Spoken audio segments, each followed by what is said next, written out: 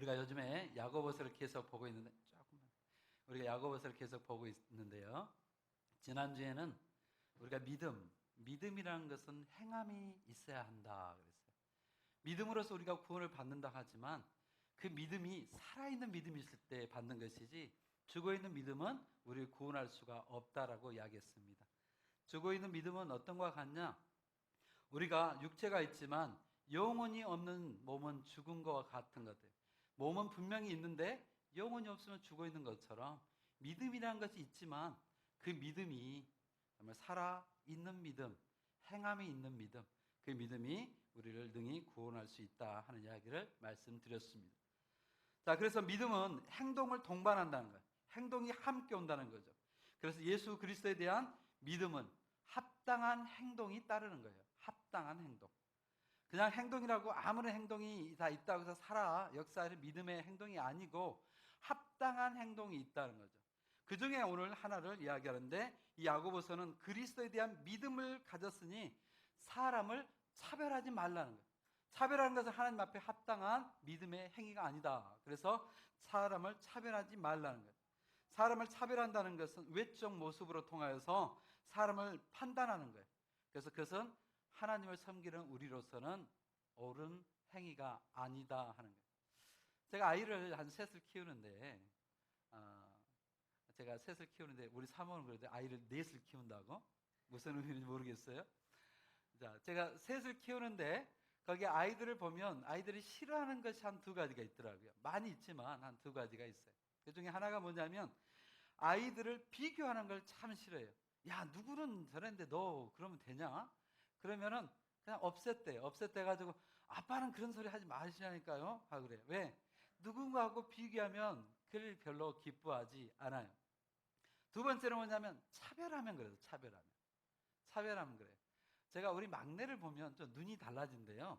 나 막내를 보면 내 눈이 그냥 이렇게 올라간대요. 우리 딸에 의하면 그래요. 우리 딸이 보면 아빠는 애한이만 보면 그냥 눈이 하고 올라간대요. 근데 자기를 보면 그렇지 않는다는 거예요. 근데 나는 분명히 똑같이 사랑을 한다고 생각하는데 그래요. 그래서 딸에게는 언제나 그 마음이 불편해요. 왜냐하면 차별한다는 거예요. 차별. 이런 것들은 차별이라는 것은 어른 누군가에게 마음을 아프게 만들더라고요. 그래서 하나님께서 우리에게 말합니다.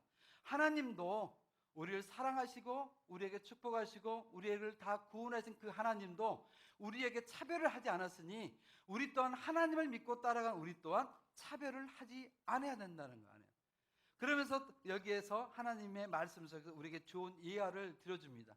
예화가 뭐냐면 두 사람이 교회를 왔어요. 교회를 왔는데 어떤 한 사람은 금가락지를 끼고 좋은 옷을 입고 온 사람이 있고 또 다른 한 사람은 남루한 옷을 입고 왔다라고 성경은 말합니다. 여기서 좋은 금가락지를 끼고 아름다운 옷을 입었다는 것은 부와 권력을 가졌다는 거예요. 특별히 로마 그 시대에 그 권력을 상위 측의 모습을 말을 하고 있어요. 남루한 옷을 입었다는 것은 조금 어렵게 사는, 힘겹게 사는 그런 사람을 대표해서 말하고 있습니다. 이 두 사람이 회당에 들어올 때 대하는 태도를 성경은 말하고 있어요. 대조해서 말합니다. 잘 차려입은 사람은 선의의 주목을 많이 받아요. 많은 사람들이 글 보면서 야, 당신 정말 멋있습니다. 당신은 이 좋은 자리에 앉으십시오. 그랬다는 거예요. 그런데 남루한 옷을 입었던 그 사람에게는 당신은 그냥 거기에 문 옆에 앉든지 그냥 우리 발등상 옆에 앉든지 마음대로 하시오. 그러더라는 거예요. 하나님께서 이 말씀을 보면서 잘 차려입은 사람은 선의의 주목을 받지만 그렇지 않는 사람은 냉대를 받았던 그 차별에 대한 이야기를 오늘 이 야고보서에서 이야기를 합니다. 차별, 이게 별로 좋지 않아요. 제가 애국에서 공부하면서 교회사를 공부할 때가 있었어요. 교회 역사를 공부하면서 청교도들이 했던 그 교회들, 그리고 그 한참 그 좋았던 그 조지 위필드나 그 다음에 조나단 웨드워드나 그들이 목회했던 그 교회들을 방문해 본 적이 있어요. 근데 거기 가니까 특이한 점이 한두 가지가 보게 됐습니다. 특별히 조지 위필드가 유명한 영국 분인데 부흥을 이루었던 그분이잖아요. 그분이 미국에서 돌아가셨어요. 근데 그분이 돌아가신 그 교회를 가보면 복음을 전하다가 몸이 아프셔서 거기에 사택에 계시다가 돌아가셨는데 그 조지 위필드의 무덤이 지하에 있습니다. 그 교회 지하에. 옛날에는 유명한 사람들 그 지하에다가 교회다 했어요. 자, 그런데 위층에 올라가니까 이런 교회당이 있는데 그거에 가니까 가장 앞에 목사님의 설교단이 있었고 밑에는 똑같이 지금 여러분들이 앉아 계시는 자리가 있었어요. 자, 그런데 그 자리가 좀 특이한 점이 있었습니다. 뭐냐면 거기에 자리를 가보면 여기 자리가 이렇게 있지만 그 자리는 그 옛날 그 자리는요 칸막이가 있었어요. 칸막이가 위에는 다 보이는데 사람들이 다 한꺼번에 들어가고 나가지 못하게 칸막이가 있어요. 근데 칸막이가 있는데 그 칸막이 자리에 들어가면 자리 막 밑에 둥그런 구멍이 뚫려져 있습니다. 그래서 그게 뭔지를 모르겠어요. 그래서 거기에 교수님이 물어봅니다. 학생들 여러분들이 거기에 보면 칸막이 안에 둥그런 구멍이 있는데 그게 뭔 줄 아십니까? 라고 물어봐요. 모르겠더라고요. 도대체 뭡니까 목사님, 교수님? 물어보니까 교수님이 그래요. 거기는 모자를 끼워 넣는 구멍이라는 거예요. 여러분 옛날 그 아브라함 링컨 보셨습니까? 모자를 까만 모자를 쓰면 여기 위가 쭉 올라가는 모자가 있잖아요. 그것을 꽂아 넣는 그 구멍이 거기에 있더라고요. 그리고 거기 앉을 수 있는 그곳에 칸막이가 막혀 있어요. 그래서 교수님 이게 도대체 왜 옛날 교회는 이런 것이 있습니까? 라고 물어봤더만 그 교수님이 말씀해 주세요. 그 칸막이는 뭐냐면 그 지역의 지주들, 그 지역의 정말 부유한 자들, 그들이 교회에다가 많은 헌금을 하시는데 헌금을 하는 그분들이 그 지정석이 거기에 있더라고요. 참 대단하죠? 혹시 여러분들 헌금 많이 하시면 지정석 해드릴게요. 제가 그걸 보면서 깜짝 놀랐어요. 아니 그 청교도들이 했던 그런 교회가 이런 일이 있을 수 있겠느냐는 거예요. 자, 그런데 설명을 해주니까 좀 그럴싸하긴 해요. 왜냐하면 그때는 뭐 노예제도도 있었고 뭐 상하가 구별된 어떤 것이 있었기 때문에 아마 그런 구별이 있었던 것 같아요. 그런데 우리들이 보기에 별로 은혜스럽지 않더라고요. 그런 것처럼 교회에서는요 차별이 있으면요 그게 은혜가 아니에요. 오히려 어떤 다른 성도들의 마음을 아프게 합니다. 자, 그런데 그 아프게 하는 그 모습을 보면서 4절에 야고보는 이렇게 말을 하죠. 4절 한번 읽어보십시다. 4절. 자, 시작. 너희끼리 서로 차별하며 악한 생각으로 판단하는 자가 되는 것이 아니냐 하는 거. 자, 이게 뭐냐면 차별한다는 것은 너희끼리 차별하며 악한 생각이라는 거, 악한 생각. 이것은 죄라는 거예요. 우리가 차별하는 그 행동도 문제지만 근본적으로는 악한 생각이 가슴속에 있는 그것 때문에 우리가 누군가를 차별하는 모습이 된다는 거죠. 그렇기 때문에 악한 생각으로 하는 이 차별은 하나님 앞에 죄라는 거예요. 죄. 하나님 앞에 엄청난 무서운 죄예요. 그래서 하나님께서도 5절에 이해해 보면 하나님께서도 우리를 사랑하신 그 주님께서도 우리를 차별한 것이 아니라 가난한 자를 택하여서 그를 부욕케 하신 분이 하나님이시라고 가르쳐 주는 거예요. 가난한 자라는 것은 어느 누구나 이 땅에서 살아가는 모든 백성들을 하나님께서 어느 누구도 차별하지 않고 그들을 부르셔서 선택하셔서 그들 또한 구원의 은혜에서 죄되지 않도록 허락하신 그 은혜가 하나님의 은혜라는 거예요. 그것이 우리도 해야 되는 거예요. 그래서 이 땅에서는 우리가 재물로 많은 사람을 차별할 수 있지만 하나님께서는 재물이 문제가 아니라 하나님께서 선택한 백성이냐 아니냐요. 그가 믿음의 부유함을 가지고 있느냐 아니냐요. 그래서 가난하고 부자고가 문제가 아니라 하나님께서 가난한 중에 믿음에 부유하며 하나님을 사랑한 자는 모두가 구원에 이룰 수 있는 은혜를 주셨다 하는 겁니다. 여러분들도 그러기 때문에 하나님 앞에 은혜를 받아 구원에 이른 줄로 믿습니다. 예. 그래서 하나님께서 우리에게 말하기를 최고의 법이 뭐냐면 이웃을 내 몸과 같이 사랑하라는 것인데 이 차별하는 것은 내 이웃을 사랑하는 최고의 법을 어기는 것이라는 거거든요. 그냥 허물만이 아니라 죄라는 거예요. 죄. 엄청난 죄라는 거예요. 누군가를 차별한다는 것을. 10절과 11절 한번 읽어보십시다. 엄청난 죄라는 거. 9절부터 한번 읽어볼까요? 자, 9절부터. 자, 시작. 만일 너희가 사람을 차별하여 대하면 죄를 짓는 것이니 율법이 너희를 범법자로 정죄하리라. 누구든지 온 율법을 지키다가 하나를 범하면 모두 범한 자가 되나니 간음하지 말라 하시니가 또한 살인하지 말라 하셨은즉 내가 비록 간음하지 아니하여도 살인하면 율법을 범한 자가 되느니라 그래. 하나님께서 이 차별한 것과 여기에 간음한 자와 또 여기서 살인한 자와 동일시하는 거예요. 하나님의 율법을 어긴다는 거예요. 한 가지만 어겨도 모든 율법을 어기듯이 살인하지 말라 하시니가 간음하지 말라 하시는 똑같은 하나님이시라는 거예요. 차별하지 말라는 것, 이웃을 사랑하는 것은 하나님의 최고의 그 법을 사랑하는 것인데, 그것을 어기는 것은 하나님 앞에 엄연한 죄라는 거예요. 죄. 하나님 앞에 죄라는 것. 우리가 죄를 범하는 걸 하나님께서 원치 않으셔요. 그러면서 하나님께서 우리에게 요구하는 것이 5절입니다. 이 5절을 오늘 이야기하고 싶어서 합니다. 5절 한 번만 더 읽고 말씀을 나누도록 하겠습니다. 5절 시작. 내 사랑하는 형제들아 들을지어다. 하나님이 세상에서 내 부요하게 하시고 사랑하는 자들에게 약속하신 나라를 상속으로 받게 하지 아니하셨느냐 하니, 하나님께서 차별을 원한 게 아니라 어떤 누구라도 예수 안에서 다 가난한 자도 부유한 자도 하나님 앞에서 부유하게 되기를 원하신 분이 하나님이시라 하는 거예요. 그래서 우리는 첫 번째 이야기하고 싶은 것은 내 자신이 주님 앞에 부유하기를 원합니다. 우리의 신앙이 부유해지기를 원합니다. 우리의 믿음이 하나님 앞에서 부유해지기를 원합니다. 사랑하는 성도 여러분들 혹시 찐빵 아십니까? 찐빵. 혹시 찐빵 그림이 있어요? 찐빵은 맛있는 찐빵이네. 제가 중학교 다닐 때에 그때 호빵이라는 그런 게 나왔어요. 그런데 그 호빵도 맛있었지만 중학교 앞에서 거기 가게에서 저 찐빵을 짜내면 정말 맛있었어요. 그래가지고 우리 친구들이 이제 집에를 가기 전에, 집에 갈 때 차비가 100원인가 했었어 그때 당시에. 그럼 50원씩 모아요. 왜요? 나만 그 시대에 살았나요? 100원이라고 하니까 의아하게 보시는 것 같은데, 예, 차비가 그랬어요 그때. 50원씩 모으면 200원이 되면 200원을 모아서 찐빵을 사면 저기에 이렇게 우북이 쏘은 것처럼 그 찐빵을 줬어요.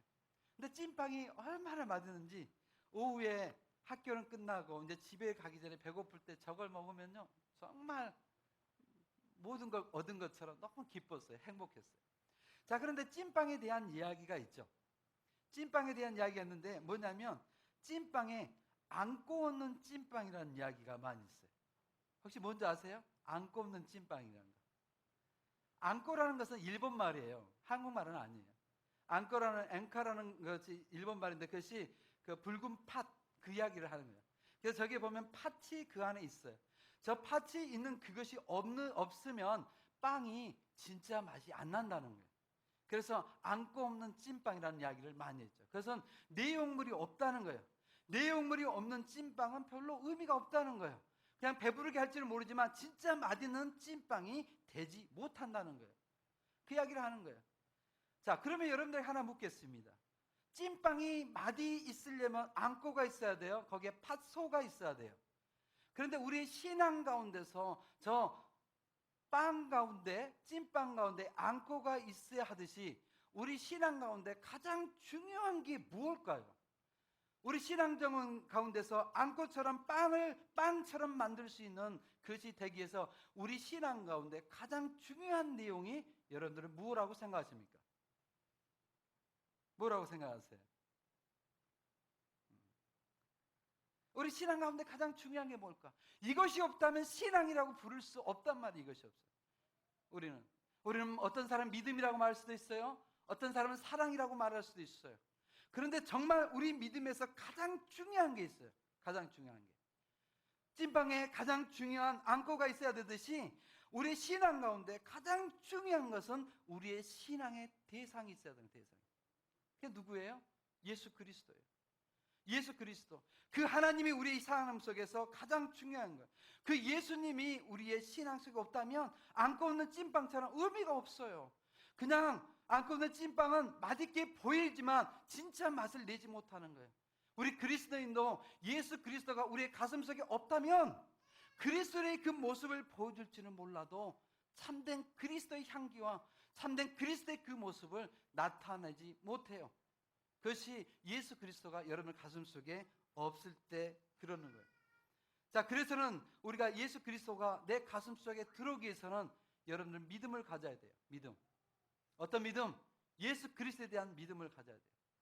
제가 어제 아침에도 말씀드리고 신방 가서도 그런 이야기 했지만, 예수 그리스도에 대한 믿음이 무엇이에요? 믿음이.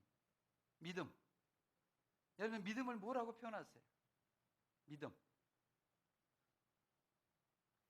믿음이란 것은요, 이렇게 세 개로 나눌 수가 있어요. 세 개로. 믿음을 세 조각으로 나눌 수가 있는데, 첫 번째, 믿음의 첫 번째는 뭐가 있어야 되냐면 지식이 있어야 되는 거예요. 지식이 없으면 믿음이 생길 수가 없는 거예요. 하나님의 말씀을 듣지 않으면 거기에 대한 믿음이 생길 수가 없어요. 그래서 믿음은 들음에서 난다고 그래요. 그래서 첫 번째는 예수 그리스도에 대해서 우리가 알아야 돼요. 예수 그리스도를 알지 못하고 내가 믿음을 갖고 있다는 것은 거짓말이에요. 누군지를 알아야지 믿죠. 예수 그리스도가 누군지를 알아야지 믿는 거예요. 그래서 첫 번째는 예수 그리스도에 대한 온전한 지식을 가지고 있어야 되는 거예요. 지식을. 혹시나 어떤 사람이 갑자기 여러분들에게 나타나서 한 돈 100만 원만 구워달라면 여러분 구워주시겠습니까? 예, 인자하신 분들은 구워주시겠죠. 근데 저는 잘 안 돼요. 왜? 모르니까. 신뢰가 안 가니까. 제가 한 2주 전인가요? 어떤 한 한국 분이 갑자기 수요일 날 아침에 오셨어요. 한 7시도 안 됐는데 오셨어요. 그래서 이쪽은 깜깜하단 말이에요. 불을 안 켜놓으니까. 근데 갑자기 제가 사무실에 나오니까 갑자기 불뚝 누가 일어나는 거예요. 그래서 깜짝 놀랐어요. 깜깜한 데서 일어나서. 그래서 보니까 한국 분이셔. 근데 그 아저씨가 할아버지신데, 목사님, 제가 이 교회에 대한 소개를 듣고 어제 밤부터 왔습니다. 그래요. 어젯밤에. 그래서 밤에 왔다가 없어가지고 갔다가 새벽에 다시 오셨다는 거예요. 그러면서 저에게, 목사님, 저에게 좀 돈 좀 이렇게 주셨으면 좋겠다고. 왜, 어떤 일이 있으십니까? 그랬더니 그분이 그래요. 어젯밤에 한국에서 왔는데 공항에서 어디 가서 센터로 들어오다가 거기에다 짐을 다 놓고 내리는 거예요.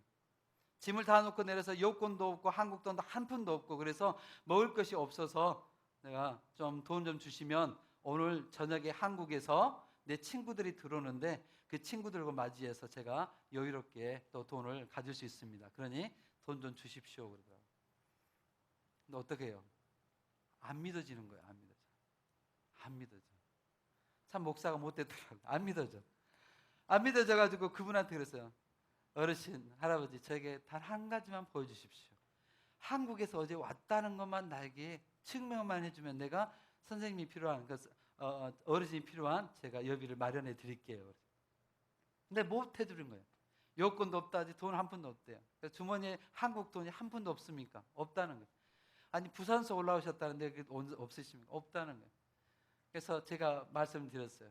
어르신, 다음에 목사님 찾아올 때는 나만이 아니라 어떤 목사님을 찾아갈 때도 그냥 거짓말하지 마세요. 그냥 있는 그대로 말씀하면 어떤 목사가 돕지 않는 사람이 있겠습니까? 그냥 목사 속이고 나면 목사가 가슴이 아프면 그 다음부터는 안 속으려고 막 그 방어벽을 치는 것 같아요. 그러지 마시고 차라리 가서 목사님, 내가 이러이런 사정이니 이렇게 해서 좀 먹을 것을 해결해 주십시오 하면 다 해드릴 겁니다. 걱정하지 말고 그렇게 오십시오 하고 몇 푼을 드렸어요.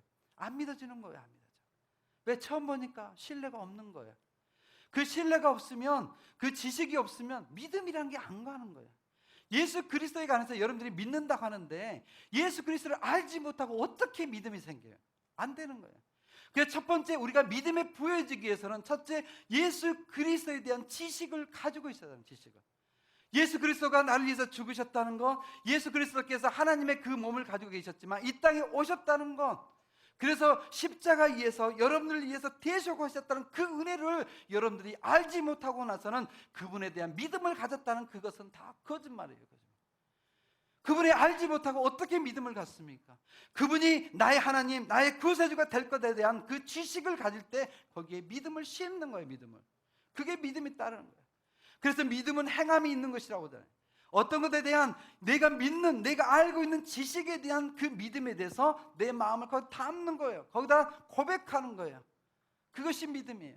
근데 그래서 두 번째는 믿음이에요. 지식 플러스 믿음이 있어야 되고 그 믿음에 하나가 또 있어야 되는데 그것이 뭐냐면 신뢰라는 거예요. 신뢰. 내가 예수를 믿는다고 하고 내가 주님을 알고 믿는다고 하는데 신뢰가 없다면 그 주님에게 내 모든 것을 맡길 수가 없어요. 그래서 믿음에게는 지식이 필요하고 그 지식에 대한 믿음이 필요하고 그 믿음을 가지고 있다면 온전한 신뢰가 있어야 되는 거예요. 신뢰. 내가 하나님 앞에 맡길 수 있는 신뢰예요. 누군가를 내가 믿는다면 나의 모든 걸 맡길 수 있는 신뢰, 그 신뢰가 없는 믿음은 나를 구원에 이르게 하는 믿음이 아니에요. 하나님 앞에 온전히 내 자신을 맡길 수 없는 신뢰가 어떻게 구원의 열매를 맺을 수가 있어요? 맺을 수가 없는 거예요. 그래서 우리는 주님 앞에 믿을 수 있는 그 신뢰, 그 믿음을 갖는 것, 그러기 위해서는 첫 번째 지식이 있어야 되고, 지식에 대한 믿음, 그리고 그 믿음을 가진 지식에 대한 나의 신뢰, 나의 모든 걸 드릴 수 있는 신뢰가 있어야 하는 거예요. 그것이 여러분들의 믿음에 대한 부요함이라 말하는 거예요. 여러분들은 주님 앞에 의지하고 믿을 수 있습니까? 별로 없어요. 그 믿음 아니에요, 믿음. 정말 그 주님이 나의 하나님에 대한 신뢰, 주님이 나의 모든 것이 된다는 그 믿음, 그분한테 내 인생을 맡길 수 있는 신뢰, 그것보다 믿음이라고 하는 거예요. 그렇지 않으면 주님을 안다는 것으로 끝나는 거예요. 내가 주님을 신뢰할 수 있는 여러분들, 그래서 믿음에 부요한 여러분들이 되시기 바랍니다. 두 번째는요, 이웃을 부욕해야 돼요. 첫 번째는 내 신앙, 내 마음속에 있는 믿음을 부욕했다면 이제 내 주위에 있는, 오늘 주님께서 말씀하신 것처럼 내 이웃을 내 몸과 같이 살아가는 것처럼 그 이웃들을 부욕케 하는 여러분들이 되시기를 축복합니다. 우리는 부요해야 돼요. 나만 부요한 것이 아니라 누군가를 부욕케 하는 거예요. 어떤 분이 TV에 나와서 이런 이야기해요. 참 행복이란 걸 이야기하더라고요. 참 행복. 정말 진짜 행복이 뭐냐 하는 걸 가르쳐줘요. 우리들은, 일반 사람들은 참 행복을 어떻게 말합니까? 일반 사람들은요, 내가 많은 걸 가지고 누리고 내가 거기에서 평안을 누릴 때 나는 참 행복하다라고 말해요. 근데 그분이 이런 이야기를 하더라고요. 그래서 일반 사람들이 말하는 행복이지만 진짜 거기를 넘는 행복이 있다는 거예요. 하나님께서 주신 참 행복이 있다는 거예요.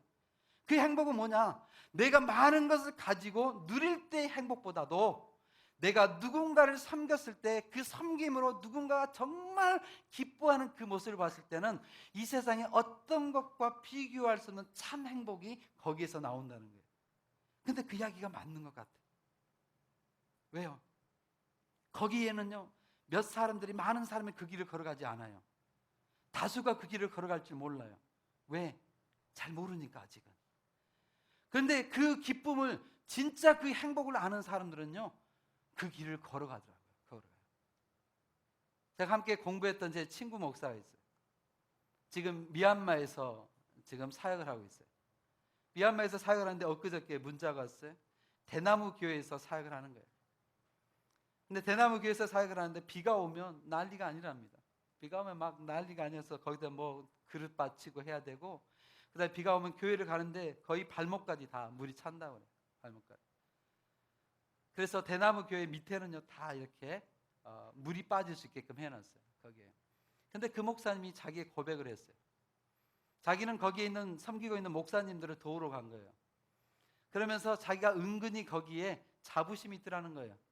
자기도 모르게 그들을 만날 때마다 그들이 자기에게 필요하다는 이야기를 들을 때 행복하다는 거예요. 그런데 그분이 자기보다 뭔가를 좀 누리고 있는 것 같으면 왠지 씁쓸하다는 거예요. 씁쓸하다. 왜 그럴까? 저들은 항상 나에게 필요를 요구해야 되고 나는 그것을 주면서 거기에 자부심을 느끼고 기쁨을 느끼는 건데, 어느 날 가니까 그들이 만족하고 살아가는 그 모습이 보니까 왠지 뭔가 아니더라는 거 아니더라. 그러면서 그는 회개를 합니다. 정말 참된 기쁨이란 건 저들이 온전하게 서서 저들이 자립하고 살아가는 것이 기쁨인데 우리는 그걸 모르더라는 거예요. 그분이 그래서 미국에 있는 목회를 다 접어들고 미얀마로 완전히 가버렸어요. 가족들을 다 데리고. 그래서 거기서 미얀마에서 목회를 합니다. 거기서 그 기쁨이 있는 거예요. 왜? 자기가 뭔가를 받았을 때도, 미국에서 받았을 때도 기쁘지만 진짜 그들에게 줄 때 그들이 행복한 것을 보면서 기쁜 것이 참 행복이더라는 차이입니다. 여러분 그 기쁨 누려보시기를 원합니다. 한 사람을 제가 소개해 드릴게요. 얼마 전에 전 세계 기독교인들의 큰 감동을 뒀던 사람이에요. KT 데이비스라는 여자 청년이에요. 여러분 한 번쯤 들어보실 수도 있을 거예요. 그가 지었던 책이 한국말로 번역된 것이 뭐냐면 엄마라고 불러도 돼요 하는 책이에요. 그런데 이 KT 데이비스가 미국 테네시주에서 태어나서 자랐어요. 그런데 엄청 부자예요. 가족이, 아버지 엄마가 엄청 부자예요. 그래서 집이, TV에서 나오는 그 집을 보니까 그게 그분의 집인지 모르지만 정말 좋은 집이더라고요. 번쩍번쩍하는 집이에요. 거기서 자랐어요. 얼마나 부자인지 고등학교 때부터 이미 스포츠카를 타고 다녔던 자매예요. 그 정도면 꽤 괜찮게 사는 거죠. 학교 다닐 때도 공부도 잘했답니다. 막 1등을 다퉜대요. 학생회장을 했다고 합니다. 그런데 이가 고등학교 3학년이 돼가지고 어떤 소식을 듣냐면 그가 우간다라는 그곳에서 거기에 고아원이 있는데 그 우간다라는 그 고아원에 봉사자가 부족하다는 이야기를 들어요. 그리고는 이 우간다에 자기가 봉사자로 지원해서 갑니다. 거기서 3주 동안 봉사를 해요. 3주 동안 봉사를 하고 다시 미국으로 돌아와서 고등학교 3학년 여름방학을 마쳤어요. 그러면서 여름방학 마치고 고등학교 3학년 이제 마쳐야 하는데 거기 시간 내내 그 아이들이 머리에서 떠나지가 않는 거예요. 머리에서. 그래서 그 아이가 계속 공부를 하고 좋은 대학교를 입학을 했어요. 그리고 난 다음에 입학을 하고 난 다음에 부모님을 찾아갑니다. 부모님에게 이런 이야기예요. 엄마, 아빠, 내가 1년만 휴학을 하고 대학교를 가면 어떨까요? 그래요. 1년만 휴학을 하고 대학을 가면 어떨까요? 그러니까 부모님들이 허락을 안 쳐. 이제 고등학교 19살밖에 안 됐는데. 그래서 안 된다 하는데 그 자매가 정말 간절히 부모에게 간청을 합니다. 우간다에 가서 내가 1년만 고아원에서 도와주고 그 다음에 도와준 다음에 내가 학교를 갈게요. 그래. 그래서 엄마가 허락을 해요. 허락을 하고 우간다를 갑니다. 우간다에 가서 1년 동안 그 아이들을 정말 열심히 섬겨요. 정말 사랑으로 섬겨요. 근데 그 1년 동안 아이들을 섬기는데 어느 날 그 고아원에서 아이들이 자기를 찾아와요. 근데 저도 아프리카에서 한 6주 있어 봤지만요, 고아원이 참 많은데 그 고아원들이 거의 다 대부분의 부모들이 에이즈 때문에 죽었어요. 처음에는 무섭더라고요. 왜? 부모가 에이즈니까 아이가 에이즈일 수도 있잖아요. 그래서 그 아이들과 함께 생활하고 그들과 또 함께 먹고 자고 하기가 조금 솔직하게 껄끄러운 점도 있었어요. 그런데 아이들은 그 에이즈에 되지는 않았더라고요. 그런 것처럼 여기 우간다에 이 자매가 KT 데이비스가 간 것도 그 자녀들이 그 부모를 잃고 거기 한 400여 명 학생들이 있어요. 근데 거기에서 그를 섬기는데 1년 동안 아이들 섬기는데 어느 날 하루 동안 이렇게 잠깐 동안 돌보주라는 어떤 아이, 5살 먹은 아이 스코비아라는 아이가 이 자매에게 찾아옵니다. 스코비아 아이가 5살밖에 안 됐는데 이 자매가 KT 자매가 그를 돌보고 있는데 그 꼬마가 KT 자매에게 와서 우물쭈물하는 거예요. 뭔가 말하고 싶은 거예요. 뭔가 말하고 싶은데 말을 못하고 우물쭈물해요. 그러다가 그 5살 먹은 아이가 이 KT 자매에게 한마디를 내뱉습니다. 고아로 살았던 그 아이가 KT 19살 먹은 아이 그 청년에게 말하기를 내가 당신을 엄마로 불러도 될까요? 그 이야기를 하는 거예요. 내가 엄마로 불러도 될까요? KT가 그 이야기를 듣고 가슴이 메어지는 거예요. 엄마 없이 자랐고 그 5살 그 꼬마가 너무너무 작은 그 아이가 부모 없이 살고 400여 명이 부모 없이 살았던 그들이 엄마에 대한 그 간절한 소망이 있어서 너무 가슴 아픈 그 아이가 와서 KT에게 내가 엄마라고 불러도 되냐고 물어보는 거예요. KT가 거기서 거꾸러집니다. 그리고 KT가 이야기를 하는 거예요. 그래, 엄마라고 불러. 근데 엄마라고 부르는 그걸로 끝나는 것이 아니라 진짜 내가 네 엄마가 될게. 그래서 19 먹은 아이가 그 청년이 그 5살 먹은 아이를 입양을 해요. 자기의 자녀로 받아들여요. 그리고 거기 있는 고아들이 다 있는데 거기 고아들이 이 KT를 부르면서 엄마 따라다니는. 그러면서 14명을 20살 됐을 때 14명을 아이를 입양을 해요. 한번 사진 한번 볼까요? 14명을 입양을 해요. 저렇게. KT가 20살밖에 안 됐어요. 지금은 26살 됐어요. 지금 26살 정도 됐어요. 근데 19 먹은 아이가, 처녀가 그곳에 가서 거기에서 어린 아이들을 사랑하며 그들을 섬기면서 거기에게 그 아이들에게 엄마가 되는 거예요. 20살이 됐을 때 14명의 저 아이들을 입양을 해서 자기가 엄마의 역할을 하는 거예요. 후원자가 아니라 엄마가 돼버린 거예요. 그러니까 엄마하고 자기 부모하고 약속했던 1년 만에 돌아가서 자기가 대학을 마친다는 약속을 지킬 수가 없는 거예요. 대학을 다 포기했어요. 그리고 자기 인생의 모든 걸 다 내려놨어요. 구원자가 아니라 엄마가 정말 된 거예요. 그래서 그들에게 엄마가 되었어요. 근데 그곳에 에이즈 걸려서 돌아갔던 부모들이나 또 거기에 한부모 있는 아이들이 거기에 400명이 넘게 그 마을에 있다는 거예요. 그 400명의 아이들이 이 케이티를 보고 이제 엄마라고 불러주는 거예요. 엄마라고 부르는 거예요. 그런데 거기에서 너무 애롭고 힘들었대요. 저기 아프리카 사람들만 사는 곳에, 그곳에 들어가서 고아원에 있으면서 정말 19밖에 안 되고 20살밖에 되지 않았기 때문에 고국에 있는 부모들이 생각날 때 울었고, 자기 남자친구가 그리울 때도 마음이 아팠고 너무 외로워서 울었다는 거예요. 그런데 어느 날 그 집에서 있는데, 기숙사에 있는데 생쥐가 들어왔어. 생쥐가 들어왔는데 너무 무서워서 벌벌 떨어서 침대 위에 올라가서 내려오지를 못한 거예요. 그게 19살, 20살밖에 안 되는 저 처녀예요. 생쥐를 무서워하는 처녀예요. 근데 생쥐를 무서워하는 저 처녀가 거기에서 아이들을 돌보는 거예요. 아이들을 돌보는데 상처가 난 아이들을, 그들을 씻기면서 그 상처를 치료하는데, 상처하는 그 구멍 속에 벌레가 알을 까는 거예요. 벌레가 거기다 이미 집을 지어놔요. 아이들이 너무 아프니까, 아픈데 그 고통을 몰라요. 모르니까는 거기에 벌레가 알을 낳아도 모르는 거예요. 그러니까 그걸 보면서 가슴 아파 이해하는 거예요. 어떤 어린 아이를 기저귀를 갈았답니다. 기저귀를 가는데 그 기저귀에 그 지렁이 같은 기생충이 너무 많이 나와 있더라는 거예요. 아프리카 아이들 배가 볼록한 게 다 기생충이에요. 기생충. 그러니까 기저귀를 가니까 기저귀에 그 기생충이 막 살아서 꿈틀거려요. 그걸 보면서 19살 먹은 애가, 20살 먹은 애가 기겁을 하는 거예요. 기겁을.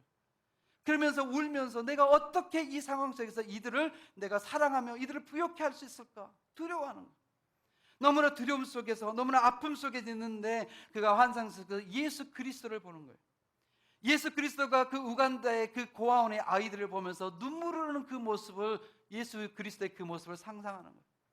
예수 그리스도께서 그들을 사랑하는 것, 예수 그리스도께서 눈물로써 그들을 사랑하는 그 모습을 보고 이 KT 20살밖에 되진 아이가, 이 청년이 자기 인생을 하나님 앞에 드려요. 그래서 우간다에서 저 아이들을 돌보면서 엄마가 되어서 거기에서 살아가고 있는 이야기가 그 책이에요. 근데 마지막 부분에 그 아가씨 KT가 이런 이야기예요. KT가 그래요. 나는 엄마로 통합니다. 엄마로. 우리 집에 있는 14명의 저 천사들이 나를 엄마라고 부릅니다. 엄마로. 기아와 질병 등으로 부모를 잃은 아이들이 나를 엄마라고 부릅니다. 하도 많은 아이들이 나를 엄마라고 부르니까 이제 집 근처에 있는 아저씨들도, 거기 어머니들도 나를 엄마라고 부릅니다. 많은 아이들의 엄마, 사람들은 다 나를 엄마라고 부릅니다. 가게 점원 아저씨도 나를 엄마라고 부르고, 주차를 하고 있는 아저씨도 나를 엄마라고 부르고, 학교의 선생님도 병원의 의사도 다 나를 엄마라고 부릅니다. 차를 타고 지극히 울퉁불퉁한 그 길을 달릴 때도 어느 누군가가 나를 보면서 엄마라고 소리치는 것을 듣습니다. 우리 딸들은 학교에서 돌아오는 길에서도 엄마라고 부릅니다. 아침마다 내 귀에 대고 엄마라고 부르고, 좋은 일이 생겨도 엄마라고 부르고, 슬픈 일이 생겨도 훌쩍거리면서 엄마라고 부릅니다. 그리고 그 소리를 들을 때마다 기쁨으로 내 심장이 마구 뜁니다. 우리가 하나님의 이름을 부를 때 하늘 아버지의 심정도 그러하시겠죠 라고 책을 마쳐요. 그게 하나님의 사랑이더라고요. 누군가를 부욕해 하는 거예요. 나를 만난 누군가를 부욕해 하는 거예요. 내가 부욕하는 거예요. 누군가를 사랑할 때 정말 진정의 사랑이 들어가야 하더라고요. 누군가를 부욕해 한다고 해서 내가 누군가를 사랑하는데 그 사랑이 적당한 사랑은요, 오히려 누군가의 마음을, 상처를 입히게 할 때도 있어요. 여러분들 정말 사랑한다고 하는데, 정말 그들에게 사랑을 한다고 하는데 오히려 그들이 사랑을 오해할 때도 있어요. 싫어할 때도 있어요. 적당히 사랑을 하면 안 되더라고요. 어떻게 해요? 누군가의 마음을 감동할 만큼 사랑을 해야 돼요. 그렇지 않으면 오히려 사랑을 하는 것이 누구에게 상처를 입힐 때가 있어요. 제가 어떤 한 청년을 만난 적이 있어요. 청년을 만났는데 청년이 참 아픔이 있더라고요. 아버지가 어렸을 때, 자기들이 어렸을 때 아버지가 집을 나가버렸어요. 그래서 엄마하고 함께 살아요. 근데 누나가 하나 있어요. 그 누나는요, 대인기피증이 있어서 밖에를 못 나가요. 그래서 엄마하고 그 누나하고 자기하고 사는데, 자기 엄마가 덜컹 아프셨어. 아팠는데 어지럼증이 있으셔가지고 이분이 서 있는 것도 못하지만 앉아 있는 것조차도 못해요. 앉아 있는 것조차 못해갖고 계속 누워만 계셔야 되는 거예요. 너무 가슴이 아파요. 엄마도 돈을 못 벌죠. 그러니까 자기가 대학교를 다니면서 알바를 해야 돼요. 나라에서 조금 나오는 그 돈 가지고 그 세 가족이 살아야 돼요. 정말 가슴이 아프고 메어지더라고요. 그런데 그 엄마가 많이 아파가지고 병원에 입원을 했어요. 입원을 해서 제가 신방을 갔는데 어떻게 가슴이 아프든지 너무 아파가지고, 제가 교구 담당 목사도 되지만 청년부 목사였어요. 그래서 청년들 리더들을 다 불렀어요. 야, 우리가 함께 신앙사는 이 청년이 이 아픔이 있더라. 그러니까 우리 모두가 가서 위로하자. 위로하자 해가지고 병원에 누워있는 그 집사님의, 그 우리 청년부의 어머니를 병문안을 갔어요. 병문안 가서 우리 친구들이 음료수도 사가지고 가서 병문안에 가서 기도도 하고 했어요. 근데 그 친구가 없더라고요. 그러다가 조금 있다가 친구가 왔는데 깜짝 놀라는 거예요. 너무너무 창피하는 거예요. 기뻐하는 것이 아니라 너무 창피하는 거예요. 그리고 나한테 그래요. 목사님 왜 데려왔어요? 왜 친구들 왜 데려왔어요? 왜 목사님 친구들을 데려왔어요? 그러는 거예요. 나를 위로하려고 했고 그에게 내가 사랑을 주려고 했는데 친구는요 그게 너무 싫었던 거예요. 왜? 내가 교회 떳떳이 다니고 싶었는데, 누구도 내 가정을 몰랐으면 좋겠는데 목사님의 친구들을 다 데려와 버려가지고 내 엄마가 아파 있는 걸 알아버렸고, 아버지가 없는 것도 알아버렸고, 내 누나는 기피증이 있어서 나가지 못한 것도 알아버렸고, 내가 이렇게 힘들게 사는 걸 내 친구들이 다 알아버렸으니 내가 어떻게 내 친구들과 신앙생활을 떳떳하게 할 수 있겠느냐는 거예요. 못하겠다. 너무 당황스러웠어요. 왜? 사랑을 주고 싶었는데 오히려 그 사랑이 오히려 힘듦을 줬어요. 그에게 아픔을 줘버렸어요. 그 아픔, 그 창피를 내가 그에 만들어준 거예요. 우리가 사랑을 줬단 말이야. 정말 사랑을 주고 싶었는데 그 사랑이, 적당한 사랑은 그 창피의 두께를 뚫지 못하더라고. 뚫지 못해. 적당한 사랑은 한 영혼에 가지고 있는 그 아픔을 뚫지 못해요. 적당한 사랑은. 오히려 그를 아프게 해요. 오히려 그가 힘들게 만들어버려요. 우리가 적당히 사랑을 주는 것이 오히려 그를 기쁘게 하는 것인 줄 알았는데 오히려 아픔을, 상처를 줘버려요. 상처. 너무 힘들어하는 거예요. 목사님 왜 데려오셨냐고. 왜 데려오셨냐고. 그러냐, 친구들 얼굴을 못 봐요.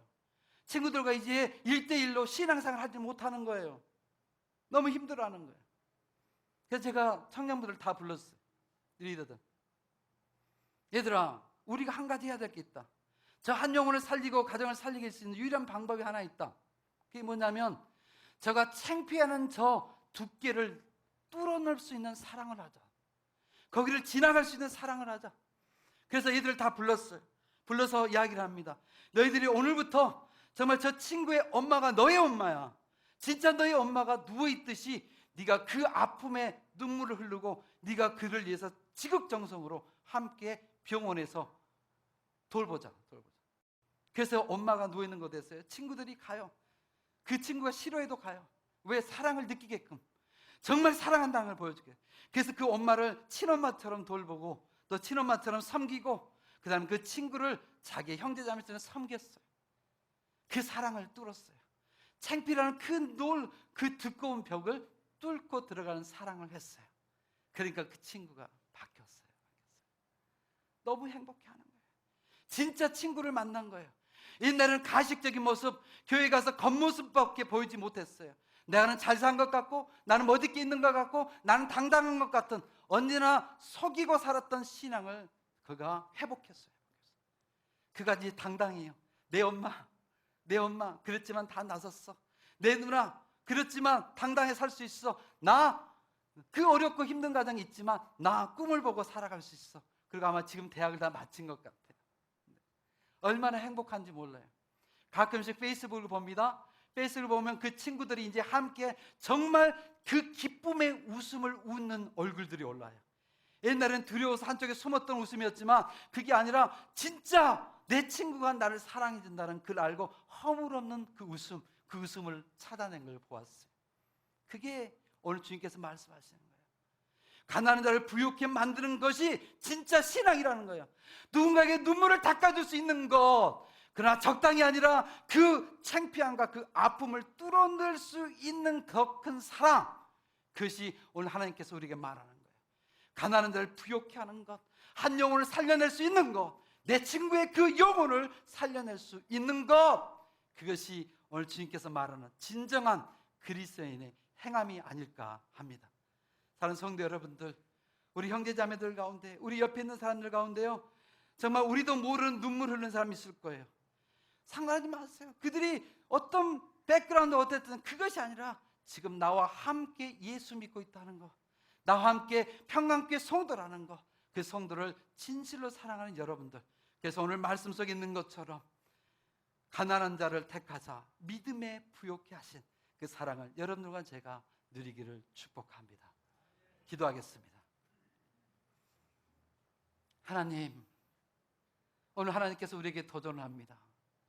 특별히 야고보서는 행함이 있는 믿음을 가지라고 합니다.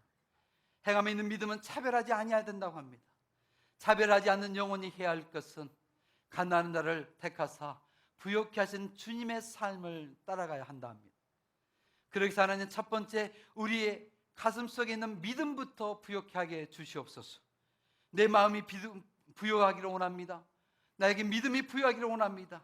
주님에 대한 지식이 부요하게 되게 도와주시고, 주님에 대한 알고 있는 지식에 대한 나의 믿음이 부요해지게 도와주시고, 그 믿음에 신뢰가 더해지는 그 믿음이 되어서 우리에게 구원의 열매를 맺을 수 있는 믿음을 갖는 부요함을 갖게 하여 주옵소서. 아버지여, 내 신앙이 부요하게 됐다면 이제 내 이웃을 부요하게 하기를 원합니다. 하나님, KT 19살, 20살밖에 되지 않은 그 자매가 우간다에 가서 14명의 엄마가 되었던 것처럼, 아버지여, 그 가슴 속에 하나님의 사랑이 심겨져서 아버지여, 그 사랑으로 그 어린애들을 케어하고 그 어린애들에게 참 엄마가 되어서 그들에게 그 사랑을 베풀었던 그 KT의 아버지, 그 사랑을 우리가 가지기를 원합니다. 적당한 사랑으로, 내가 찔러보는 사랑으로 누군가의 상처를 주는 걸 끝나는 것이 아니라 아버지, 그 사람들의 가슴 속에 벽을 뚫고 넘어갈 수 있는 놀라운 사랑을 그들에게 나눔으로 통하여, 그리스도의 사랑을 그들로 나눔으로 통하여 아버지여, 우리가 모든 평강교회 성도들이 믿음에서 부유한 자가 되게 하여 주시옵소서. 우리 주 예수 그리스도의 이름으로 기도합니다. 아멘. 아멘.